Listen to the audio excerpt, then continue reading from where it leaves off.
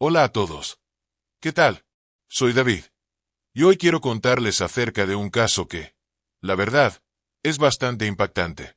El 1 de diciembre de 2022, el Tribunal Criminal de Mendoza estaba en vilo, como si todo el mundo contuviera la respiración. La atmósfera en la sala del tribunal era súper tensa, y por fuera, se podía ver un mar de gente ansiosa, esperando con gran expectativa el veredicto. En el estrado, había una mujer de 32 años, vistiendo un elegante vestido negro adornado con cuentas blancas en su cuello. Su rostro no mostraba absolutamente ninguna emoción. Sus ojos, sin embargo, quemaban con una mezcla de ecuanimidad y contención. En ese instante, se estaba preparando para escuchar el juicio que determinaría su destino, y que, sin duda, dejaría una huella en la historia del lugar. Todos los presentes conocían a esta mujer desde hacía años, pero ahora, la situación era muy diferente, porque se enfrentaban a un misterio que era difícil de desentrañar. Afuera de la sala, se escuchaban los pasos del juez acercándose, como el latido de un corazón retumbando en el silencio, resonando en cada rincón del lugar. Todos estaban conscientes de que lo que estaba en juego ese día no solo era el destino de la mujer en el estrado, sino también una verdad que había permanecido oculta por demasiado tiempo. La historia detrás de esta mujer era increíblemente compleja, llena de eventos tan misteriosos como ella misma. La verdad sobre este crimen real se escondía en los más mínimos detalles, y el juicio era un verdadero desafío para todos los involucrados. Manato es un pequeño pueblo, escondido entre las montañas y el valle de la provincia de Mendoza, Argentina. Este lugar es como un lienzo donde la naturaleza despliega su paleta más hermosa, especialmente en otoño, cuando las calles se cubren de hojas doradas y los picos de las montañas se tiñen con tonos de naranja y rojo. La gente de Manato se conoce muy bien. Aquí, todos pueden contar la biografía de sus vecinos, compartiendo alegrías y tristezas. Se apoyan mutuamente en los momentos difíciles y celebran juntos los eventos importantes. En este rincón apartado entre montañas y valles, Rolando, Angelino y Karen comenzaron un romance que más tarde sacudiría Manato y todo Argentina. Cuando las calles de la ciudad se llenaban de los colores del otoño, la historia de estos dos jóvenes se entrelazó. Rolando, un hombre con un magnetismo que atraía todas las miradas, no pudo evitar notar la cautivadora mirada de Karen. Ella poseía un fuego en sus ojos, una pasión por la vida que iluminaba todo a su alrededor. Ambos eran muy similares en sus intereses y sueños, llenos de determinación y un espíritu emprendedor que los inspiraba a seguir adelante. Esta conexión fue un giro del destino que les dio la oportunidad de encontrar una verdadera felicidad. En 2016, decidieron vivir juntos y abrir su propio negocio, una pequeña tienda en el hogar donde vivían. Karen tenía un ojo especial para los detalles, así que con mucho cariño, diseñó un letrero en una de las ventanas que decía "Atendemos", y junto a él había listas de los productos en venta. Era su pequeño rincón, del cual estaban orgullosos. Los habitantes de Manato seguían con curiosidad y respeto a esta pareja feliz y decidida. Todos se preguntaban quiénes eran y cómo habían logrado tanto en tan poco tiempo. Muchos conocían a Karen desde su infancia, pero Rolando era un completo misterio. Nadie sabía nada de su pasado, excepto que había venido de Bolivia. Rolando no solo se encargaba del negocio con Karen, sino que también trabajaba en la feria de Gallen, donde se realizaban ventas al por mayor de frutas. Al observar a esta pareja, parecían haber hallado su pequeño paraíso en la tierra. Pero, como a veces ocurre, incluso las relaciones más fuertes pueden enfrentar pruebas. Un día, Rolando se quedó helado al encontrar a Karen en el coche con otro hombre. Su reacción fue instantánea, un estallido de rabia, y en ese momento casi destruye todo lo que había dentro del coche. La imagen de la felicidad se desmoronó en minutos, pero, sorprendentemente, Rolando decidió darle una oportunidad a su relación, eligiendo perdonar y seguir adelante junto a su amada. En los ojos de los demás, se mantenían como una pareja modelo, capaz de superar cualquier dificultad. Rolando Angelino Quino es una figura enigmática, nacido en 1987 en Bolivia. Su fecha exacta de llegada a Argentina es un misterio, así como muchos otros aspectos de su vida. Siendo el mayor de 7 hermanos en su familia, Rolando aprendió desde joven el valor de los lazos familiares y la dedicación al trabajo. Su ideal era construir una familia feliz, llena de risas y alegría infantil. En su juventud, conoció a Carolina. Rolando tuvo un hijo con Chávez, y aunque enfrentaron muchas dificultades como pareja, mantuvieron una buena relación por el bienestar del niño. Más adelante en su vida, Rolando conoció a Soledad Guardio, con quien también tuvo otro hijo, llamado Elías. Sin embargo, la relación con Soledad tampoco prosperó, pero Rolando siempre fue un padre devoto, presente en la vida de sus hijos, manteniendo el contacto y una relación cálida con sus madres. Desde joven, Rolando era un hombre físicamente activo que se preocupaba por su salud a través del deporte, en especial jugando al fútbol para el equipo local. Sus colegas y seres queridos lo describían como un hombre amable y muy trabajador, y en el vecindario, se llevaba bien con todos. Sin embargo, tenía una particular habilidad para socializar, mostrando siempre una chispa especial en sus interacciones. Karen nació el 30 de marzo de 1990 y pasó su infancia y juventud en Manato, en la misma casa donde más tarde establecería su negocio con Rolando. Ella era bien conocida entre los lugareños como una mujer extrovertida y de mente abierta. Al igual que Rolando, Karen soñaba con tener una familia feliz y exitosa, al lado de un hombre cariñoso y que la amara con devoción. Sin embargo, le tomó tiempo encontrar al hombre adecuado con quien construir su felicidad. Antes de conocer a Rolando, Karen había intentado forjar una relación que resultó en el nacimiento de dos maravillosas niñas. Uno de sus exparejas, Rul, se convirtió en el padre de una de ellas, y Karen se casó con él en 2013. Sin embargo, con el tiempo, ese matrimonio estuvo al borde del colapso. Las dificultades económicas fueron una de las razones principales detrás de sus conflictos. Preocupado por su vida y buscando nuevas oportunidades, Rul decidió abandonar a su familia, prometiendo que iba a comprar algunas cosas necesarias. Pero se marchó de la ciudad y se fue al extranjero, cambiando de autobús para dificultar su ubicación, con el deseo de evadir los intentos de localizarlo. Durante el verano de 2019, Elías, el hijo de Rolando y Soledad, llegó a la casa de Rolando y Karen. Tenían muchos planes para el futuro y deseaban disfrutar del tiempo juntos como familia. Sin embargo, el 12 de julio de 2019, cuando Rolando se dirigía a desearle a su hijo un buen día antes de irse a trabajar, notó que Elías no se sentía bien. Sin pensarlo dos veces, el padre decidió llevar a su hijo al hospital infantil para que lo viera un pediatra. Al llegar, después de examinarlo, se dieron cuenta de que la condición de Elías era crítica, y de inmediato lo trasladaron a la unidad de cuidados intensivos. A pesar de los esfuerzos del equipo médico, el pequeño Elías falleció poco después de haber llegado al hospital. Lo sorprendente fue que había salido de casa perfectamente sano, sin ningún síntoma inusual, y llegó a la casa de su padre en las mismas condiciones. Sin embargo, el informe médico fue devastador. Indicaba que Elías había muerto de una intoxicación de grado 3 que provocó un fallo multiorgánico y un trombosis cerebral. Estas conclusiones dejaron a los padres de Elías completamente desconcertados, ya que su hijo parecía estar completamente sano y activo, y de repente, había sucumbido a una enfermedad incomprensible. Los médicos, cumpliendo con su deber profesional, insistieron en realizar un examen forense adicional, pero la madre y la abuela de Elías, abrumadas por la pérdida, se negaron a este procedimiento.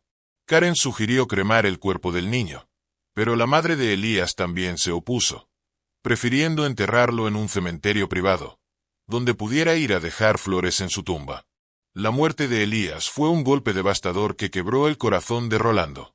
La tristeza por la inesperada pérdida de su hijo menor lo abatió por completo.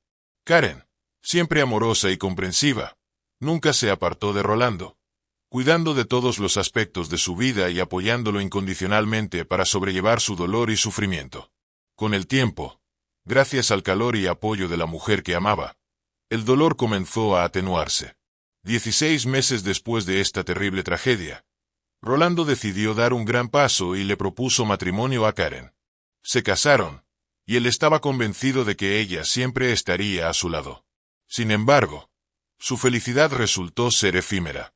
El 6 de febrero de 2022, Tras una jornada en el salón de belleza y el gimnasio, Karen volvió a casa y se dio cuenta de que Rolando comenzaba a tener graves problemas de salud. Al día siguiente, el 7 de febrero, vio una ambulancia médica frente a su hogar. Rolando, a sus 35 años, de repente se sintió muy enfermo. Después de vomitar profusamente, se desplomó en la sala de su casa, y la empleada llamó a los servicios de emergencia. Los médicos permitieron que Karen entrara a ver a su esposo, pero cuando lo llevaron a la clínica Santa María, su estado era crítico. A pesar de todos los esfuerzos del personal médico, el joven Rolando falleció. El 9 de febrero, Rolando falleció y la causa de su muerte fue severa intoxicación. A pesar de que él era un hombre sano y muy activo en deportes, el personal médico empezó a plantearse algunas preguntas inquietantes. Su esposa, Karen, confirmó que Rolando estaba tomando un medicamento para eliminar manchas oscuras en su piel, y para los especialistas, esta información se volvió sospechosa. Las pruebas revelaron la presencia de una cantidad significativa de cristales de oxalato de calcio en el organismo de Rolando, lo cual es un signo característico de envenenamiento por etilenglicol, un componente principal del anticongelante para automóviles. La investigación sobre esta extraña y repentina muerte de Rolando se convirtió en una alta prioridad para las autoridades. La fiscalía comenzó a investigar de manera activa el vecindario donde vivía la pareja Aquino, y los vecinos se convirtieron en testigos clave, informando que Karen había administrado a su esposo un medicamento desconocido en varias ocasiones. Sabían que ella usaba esos medicamentos para poder salir de fiesta sin su esposo. Sin embargo, los vecinos también expresaron dudas sobre lo que le había sucedido al hijo de Rolando, lo que llevó a los investigadores a considerar la teoría de que Karen simplemente quería sedar temporalmente a su marido, en vez de quitarle la vida. Pero las conclusiones del equipo de delitos tecnológicos descartaron totalmente esa hipótesis. Se solicitaron varios exámenes forenses, y Karen, la esposa del fallecido, fue interrogada a fondo. Durante el interrogatorio surgieron muchas contradicciones. Los investigadores presionaron a Karen para que nombrara la sustancia que le había dado a su esposo antes de su muerte, y ella insistió en que se trataba únicamente de un remedio para manchas en la piel, el cual le administró a través de una intravenosa. No obstante, cuando se le pidió que presentara un frasco de la solución, Karen afirmó que la empleada doméstica ya había tirado el medicamento. Luego se realizó un nuevo interrogatorio con la señora Claudia Cortez, la empleada, quien negó la versión de Karen sobre el frasco descartado y reportó que había escuchado una conversación entre la pareja donde Rolando mostraba su descontento con el tratamiento que estaba recibiendo. Durante la investigación, Karen fue detenida y su teléfono celular fue confiscado. Familiares, amigos y compañeros de Rolando quedaron atónitos al recibir la noticia de su fallecimiento. Para los visitantes de la tienda de los Aquino y otros lugareños, también fue un shock. Nadie podía entender lo que había sucedido ni por qué el padre de familia se despidió del mundo de manera tan repentina. Rule, el exmarido de Karen, estaba extremadamente sorprendido cuando comenzaron a circular rumores de un envenenamiento deliberado. Él aseguraba que su expareja siempre había sido cariñosa y nunca violenta hacia él. Al analizar el teléfono de la sospechosa, se descubrió que Karen había buscado información sobre los venenos más letales y cómo eliminar su historial de búsqueda. Además, se encontraron registros de 2 pedidos de etilenglicol a través de una tienda online. Las agencias de sustancias tóxicas y los Centros para el Control y la Prevención de Enfermedades de EU confirmaron que se trata de una sustancia sintética que absorbe agua y se utiliza en la producción de anticongelante. Este producto no tiene olor. Tiene un sabor dulce y es extremadamente peligroso para los humanos. Con los resultados preliminares del examen forense y toda la información recopilada, la fiscalía acusó a Karen de envenenar de forma intencionada a Rolando con una sustancia tóxica diluida en jugo de naranja. El consumo de esta bebida provocó un grave deterioro en la salud de Rolando, que finalmente llevó a su muerte. Una serie de eventos tristes y extraños en la familia Aquino forzaron a las autoridades a tomar medidas drásticas. A mediados de febrero, con suficientes pruebas contra Karen, se presentó un cargo de asesinato agravado. Al mismo tiempo, surgieron sospechas sobre la causa de la muerte de Elías, el hijo de 9 años, lo que disparó una nueva investigación. La fiscalía decidió llevar a cabo un exhaustivo examen de la historia médica del niño. La madre afirmaba que Elías estaba completamente sano y activo, y que de repente entró en coma en casa de su padre, del cual nunca salió. El certificado de defunción del niño indicaba que la causa de la muerte fue una falla en sus sistemas internos y trombosis cerebral. Sin embargo, los investigadores dudaban constantemente de que un niño de 9 años pudiera morir por tales causas, especialmente teniendo en cuenta su salud general. La fiscalía solicitó información sobre eventuales compras de etilenglicol y recibió respuesta que confirmaba que Karen había adquirido el veneno el 2 de julio de 2019. Poco antes de que el niño llegara a la familia de Elías, confirmó que Karen había insistido en la cremación del cuerpo. Pero la madre biológica del niño se opuso firmemente a la idea, prefiriendo enterrarlo en vez de incinerarlo. Esta discrepancia, junto con toda la evidencia recabada, fue suficiente para que la fiscal Claudia Ríos presentara nuevos cargos de asesinato agravado contra Karen el 4 de marzo, esta vez por el envenenamiento de Elías. Luego, el 14 de marzo, un juez ordenó la prisión preventiva para la mujer, que intentó apelar la decisión, pero el juez la rechazó rotundamente, afirmando que debía permanecer tras las rejas hasta que comenzara el juicio. Ese juicio, que se anticipaba con gran expectación, comenzó 10 meses después y se convirtió en un paso fundamental para desentrañar esta oscura y compleja historia. La esperada audiencia tuvo lugar en el Tribunal Penal de Mendoza, captando la atención del público y los medios de comunicación. El 28 de noviembre de 2022 marcó el inicio del juicio a nivel nacional contra Karen. En total, había 2 acusaciones pendientes. La primera, dirigida por el fiscal Fernando Guto, se refería al asesinato de Elías, mientras que la segunda implicaba a Claudia Ríos y tocaba el asesinato de Rolando. Cuando el juicio comenzó, el hijo mayor de Rolando, Javier Aquino, que apenas tenía 15 años, se presentó como demandante, respaldado por el abogado del fiscal. El fiscal Guto argumentó que Karen asesinó primero a Elías y después a su padre, dándoles etilenglicol mezclado con jugo de naranja, lo que llevó a la severa intoxicación y a la eventual muerte tanto del hijo como del padre. La defensa de Karen buscó refutar los cargos en su contra, argumentando que Rolando era un hombre violento y abusivo con su cliente, y que no había evidencia creíble que respaldara las acusaciones en su contra. Además, la defensa enfatizó que Karen no tenía motivos para cometer tales asesinatos. ¿Por qué habría de matar a Elías, un niño que claramente no le representaba una amenaza? El abogado de Karen subrayó que los coches, la casa y el negocio pertenecían únicamente a ella. También argumentó que su clienta no había hecho ninguna compra a través de su teléfono, y se preguntó por qué habría buscado información sobre venenos, si ya presuntamente había utilizado etilenglicol para envenenar a Elías, como alegaba la fiscalía.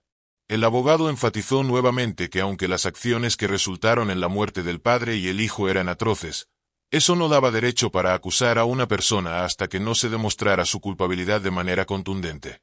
La defensa trató de sembrar la duda entre el jurado afirmando que los cargos contra Karen eran falsos. Además, Karen argumentó que la compra del anticongelante podría haber sido realizada por su pareja, que hackeó su cuenta. También dijo que tenía una coartada para el día en que su esposo fue envenenado, el 6 de febrero, asegurando que no estaba en casa cuando comenzaron sus problemas de salud. Conocida en los medios como la envenenadora de G.U. Malone, Karen tuvo la oportunidad de hablar una vez que finalizó la fase inicial del juicio. El juez Diego Liberti le permitió expresarse y ella argumentó con gran pasión que estaba siendo acusada de un crimen horrendo que no había cometido, lo que resultaba extremadamente doloroso para ella, especialmente porque era madre de 2 pequeñas hijas. La audiencia continuó y llegó el momento de los testimonios de los testigos, donde se revelaron nuevos aspectos del caso. La fiscalía presentó varias preguntas a Karen. El fiscal Guto, centrando su atención en puntos clave, le preguntó si había sugerido que su hijo Rolando fuera cremado. Karen respondió enérgicamente que la decisión sobre ese asunto no dependía de ella y que nunca había hecho tal sugerencia. La fiscalía también llamó a declarar a familiares de los fallecidos para que revelaran más detalles sobre los sucesos. Soledad, la madre de Elías, contó al tribunal que tras la muerte de su hijo, Rolando le mencionó que Karen había sugerido la cremación del cuerpo de Elías, para que ambas familias pudieran conservar las cenizas del niño. Sin embargo, Soledad rechazó la idea de inmediato. También compartió recuerdos de un encuentro con Rolando en el cementerio, donde él le contó sobre los celos de Karen. Según Soledad, incluso dormía en una cama separada, lo que indicaba que la relación entre Rolando y Karen estaba tan deteriorada que ellos llevaban vidas casi separadas. Otro testigo fue Carolina, la madre del primer hijo de Rolando, quien confirmó que, según su ex esposo, la pareja a menudo dormía por separado, aunque ella misma no había tenido interacción con Karen antes del incidente. Sin embargo, el 8 de febrero, fue Karen quien la llamó para informarle que Rolando estaba enfermo y en el hospital. Le explicó que su marido posiblemente había tomado algún medicamento y se encontraba mal. También le pidió a Carolina que la ayudara a desbloquear el teléfono de su esposo, afirmando que tenía sospechas de que él estaba viendo a otra mujer. Carolina quedó completamente impactada al enterarse de la condición de Rolando, ya que lo había visto solo unos días atrás y él parecía estar en perfecto estado de salud. Recordó que cuando llegó al hospital, Karen ya se encontraba allí y había ido a hablar con los médicos. Carolina no pudo entrar a la sala, así que se quedó esperando en el pasillo. Más tarde, mientras se iba, Karen le dijo que no había nadie más allí, que todos se habían marchado. Esto hizo que Carolina se sintiera muy desconfiada, preguntando a los doctores qué había pasado. El médico le informó que el paciente había perdido el conocimiento y no estaba respondiendo al tratamiento. Esto provocó en Carolina unas ganas de entender lo que había sucedido de verdad, así que decidió acudir a la secretaria del hospital para presentar una queja. Después de hablar con Karen, Carolina se enteró de que Rolando había estado tomando un medicamento para unas manchas en la piel, pero luego había sufrido una reacción alérgica. Ella aseguró que la botella del medicamento ya no existía porque la empleada del hogar la había tirado a la basura. Cada uno de estos detalles sumaba un nivel de misterio a este caso tan complejo. El juicio continuó y en esta etapa, médicos y expertos pasaron frente al jurado para presentar evidencias forenses y resultados de una evaluación psicológica.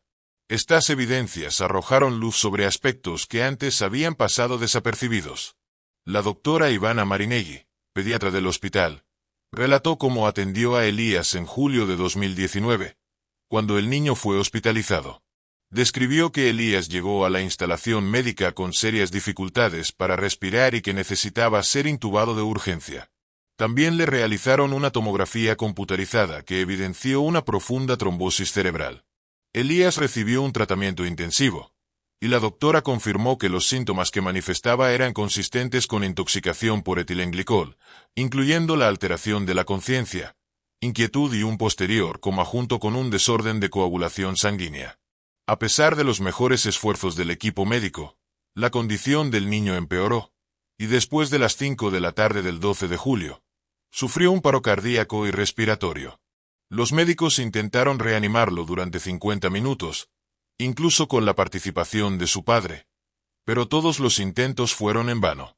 Elías fue declarado muerto a las 6 de la tarde. La sala del juicio también leyó los resultados de la evaluación psicológica de Karen, realizada a petición de la Fiscalía. En sus hallazgos, los expertos enfatizaron que Karen había mentido y ocultado la verdad. Se presentó como una persona que intentaba crear una imagen de decencia, pero en realidad, se la caracterizó como fría y cruel. En sus conclusiones, los expertos incluso notaron que se había llevado a cabo una evaluación psicológica inmediatamente después de la muerte de su esposo, la cual no mostró ningún efecto emocional relacionado con la pérdida de su cónyuge. Esto planteó serias dudas sobre la sinceridad de Karen y la retrató como una mujer de sangre fría y egocéntrica. Los examinadores encontraron evidencia de hostilidad latente y reacciones impulsivas en el comportamiento de Karen.